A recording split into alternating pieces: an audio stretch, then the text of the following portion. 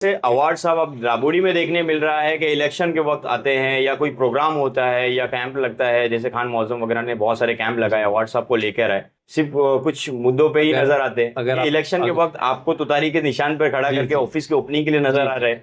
जैसे कि बहुत सारे वादे अवार्ड साहब ने मुमरा में किए थे। जी सबसे बड़ा वादा था कि हम जीत कर आते तो सबसे पहले टोरेंट हटा देंगे। तो आज भी मुमरा की जनता जो है वो इस सवाल से परेशान है, अवार्ड साहब से परेशान है कि हमारी जो है टोरेंट के मसले को सबसे बड़ा जो प्रॉब्लम है, एक गरीब जनता है वहां पर जो इस मसले को अभी तक झेल रही है। अच्छा, मैं आपको मुमरा बताता के सवाल जवाब मेरे को हाँ नहीं मुमरा के सवाल जवाब मुमरा के मैं आप राबोड़ी की बात कि करते जिस तरह के वादे आपने वहां किए कि आने वाले 5 सालों में यहाँ पर आप जो मुझसे वादे कर रहे हैं इस कैमरे पर, अवार्ड क्या ये वादे भी उसी तरह होंगे या आप उस पर खरे उतरेंगे? नहीं, ऐसा नहीं है कि अवार्ड साहब ने कभी राबोड़ी के लिए कुछ किया नहीं। जब जब भी राबोड़ी को ज़रूरत रही अवार्ड साहब वहाँ तैयार थे।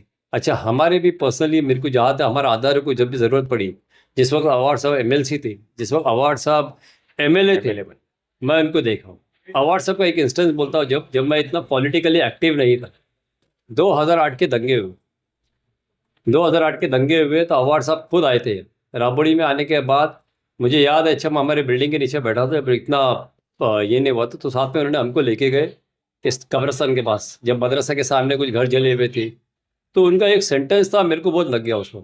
मैं अवार्ड साहब पे क्लोज भी नहीं था, अवार्ड साहब को इतना पहचानता भी नहीं था। मैं एक बीपीओ में काम करता था, रात में काम करता था, दिन में सोता था, नाइट शिफ्ट किया मैंने 7 साल।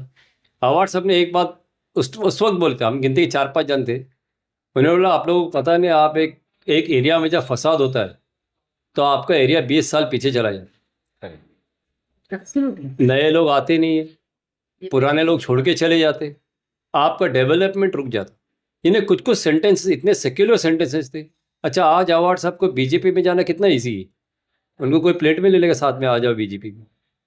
अवार्ड राष्ट्रवादी शरद चंद्र पवार के साथ बीजेपी के साथ में बैठना कितना आसान है, लेकिन उन्होंने एक स्टैंड लिया कि मैं सेक्युलर हूँ, सेक्युलर साथ के इसमें रहूँगा, कॉन्स्टिट्यूशन पे 100% उनको भरोसा है।